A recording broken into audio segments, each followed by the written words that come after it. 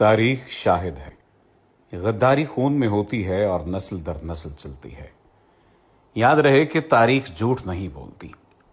قیام پاکستان کے کچھ علاقوں میں عوامی ریفرنڈم کروانے کا فیصلہ کیا گیا، جس میں عوام کی اکثریت نے پاکستان کے ساتھ الحاق کو ترجیح دی۔ بلوچستان میں البتہ گوروں نے یہ اصول اپنانے سے انکار کر دیا، کیونکہ انگریز چاہتا تھا کہ بلوچستان آزاد حیثیت میں قائم رہے تاکہ بر صغیر سے انخلا کے فوری بعد انگریز اپنی گورننس وہاں منتقل کر دے اور پھر وہاں بیٹھ کر بتدریج خطے کا کنٹرول دوبارہ حاصل کر سکے۔ چنانچہ بلوچستان میں عوامی ریفرنڈم کی بجائے وہاں کے شاہی جرگے کے اکثریتی ووٹ کی بنا پر فیصلہ کرنے کا اعلان کر دیا گیا۔ یہ نہایت حساس معاملہ تھا۔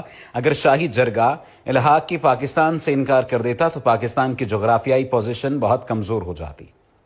شاہی جرگے کے متعلق جان لیں۔ بلوچستان کے کچھ علاقے بشمول کوئٹہ، پشتین تو برطانوی ریاست کے زیر انتظام تھے، لیکن دوسرے علاقے بشمول ریاست کلات، ریاست خاران، ریاست مکران، ریاست لسبیلا وغیرہ آزاد ہوا کرتے تھے۔ بلوچستان کے معاملات چلانے کے لیے انگریز نے ان علاقوں کے قبائلی سرداروں پر مشتمل ایک جرگہ بنا رکھا تھا، جسے شاہی جرگہ کہا جاتا تھا، جس کا صدر agent to governor general of British India ہوتا تھا اور عام طور پر انگریز کا وفادار سمجھا جاتا تھا۔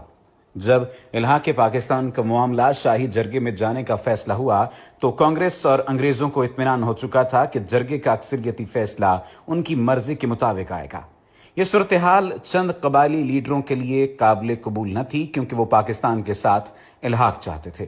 اس وقت کاکڑ قبیلے کے سربراہ نواب محمد خان جوگزئی آگے بڑھے اور انہوں نے اپنے ہم خیال قبائلی لیڈروں کو ساتھ ملا کر پاکستان کے حق میں مہم شروع کر دی۔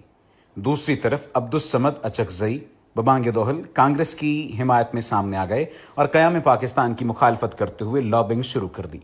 نواب جوگزئی کا ساتھ دینے کے لیے جمالی قبیلے کے میر جعفر خان جمالی آگے آئے اور انہوں نے بھی پاکستان کے حق میں کیمپین شروع کر دی۔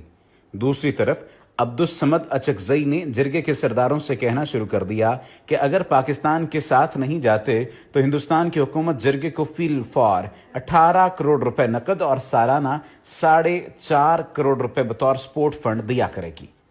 اتنی پرکشش آفر سن کر بہت سے سرداروں کا فیصلہ ڈگمگا سکتا تھا۔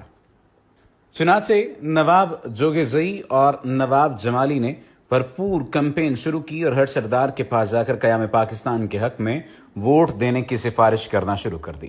جس وقت نواب جوگزئی، جمالی اور نسیم حجازی جیسے لوگ شاہی جرگے کے اراکین کو پاکستان کے لیے قائل کرنے کی کوشش کر رہے تھے، عین اسی وقت مسلم لیگ بلوچستان کے صوبائی صدر نے شاہی جرگے کے صدر ایجنٹ گورنر جنرل سے اپیل کی کہ شاہی جرگے سے کلات، کاکڑ اور جمالی قبائل کے سرداروں کو نکال دیا جائے۔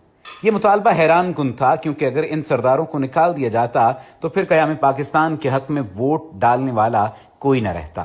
ریفرنڈم کی تاریخ 29 جون کو طے ہوئی تھی اور اس وقت تک نواب جوگزئی اپنے ساتھ اچھی خاصی حمایت اکٹھی کر چکے تھے، لیکن بلوچستان مسلم لیگ کے صوبائی صدر کی درخواست کا جائزہ لینے کے لیے شاہی جرگہ صدر نے 28 جون کی رات اعلان کر دیا کہ 29 جون کے اعلان میں صرف وائسرائے کا پیغام پڑھ کر سنایا جائے گا اور ووٹ 3 جولائی کو ڈالا جائے گا۔ اس کا مقصد یہ تھا کہ اگلے چند دنوں کے اندر جرگے کی کمپوزیشن تبدیل کی جا سکے۔ نواب جوگزئی، نسیم حجازی اور جمالی کو سازش کی بھنک پڑ چکی تھی اور وہ اس تمام تر معاملے کو کسی نہ کسی حد تک جان چکے تھے۔ چنانچہ انہوں نے فیصلہ کیا کہ اگلے دن وائسرائے کا پیغام پڑھنے کے فوراً سب قبائلی سردار کھڑے ہو کر پاکستان میں شمولیت کا اعلان کر دیں گے۔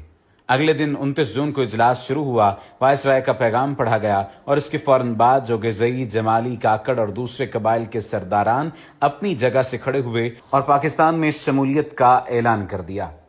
یہ عام بات نہیں تھی۔ 65 کے جرگے میں 40 سے زائد سرداران نے جب یہ اعلان کر دیا تو پھر 3 جولائی کے اجلاس کی اہمیت ختم ہو گئی اور یوں اللہ کی مہربانی سے بلوچستان پاکستان کا حصہ بن گیا۔ جاننا چاہیں گے کہ مسلم لیگ بلوچستان کا صوبائی صدر کون تھا جس نے شاہی جرگے سے پاکستان کے حامی سرداروں کو نکالنے کی سفارش کی؟ اس کا نام قاضی عیسیٰ تھا، جو کہ سپریم کورٹ کے موجودہ جج قاضی فائز عیسیٰ کے والد گرامی تھے۔ جی ہاں، وہی قاضی فائز عیسیٰ کہ جس کے بارے میں کہا جاتا ہے کہ وہ تحریک پاکستان کے فرزند کا بیٹا ہے۔ در حقیقت قاضی عیسیٰ ایک خود پرست اور انا پرست شخص تھا جس نے اپنی ذاتی خواہشات کی وجہ سے پورے بلوچستان کی شمولیت خطرے میں ڈال دی تھی۔ آج اس کے بیٹے نے محض 3 ارب رشوت لے کر ملک کو 500 ارب کا نقصان دیا اور اس سے بڑھ کر ملک کے عدالتی نظام کی ساکھ پر ایسا کالا ٹیکا لگایا جو شاید صدیوں تک مٹ نہ سکے۔ سچ کہتے ہیں غداری خون میں ہوتی ہے۔ اوپر بیان کیے گئے واقعات تاریخ کا حصہ ہیں۔ آخر میں سلام ان بلوچ لیڈرز کو جنہوں نے 1947 میں کروڑوں کی آفرز ٹھکرا کر پاکستان میں شمولیت کا فیصلہ کیا۔ قاضی عیسیٰ ان بلوچ اور پختون لیڈروں کی دھول کے برابر بھی نہیں۔ قیوم نظامی کی کتاب قائد اعظم بحیثیت گورنر جنرل سے اقتباس۔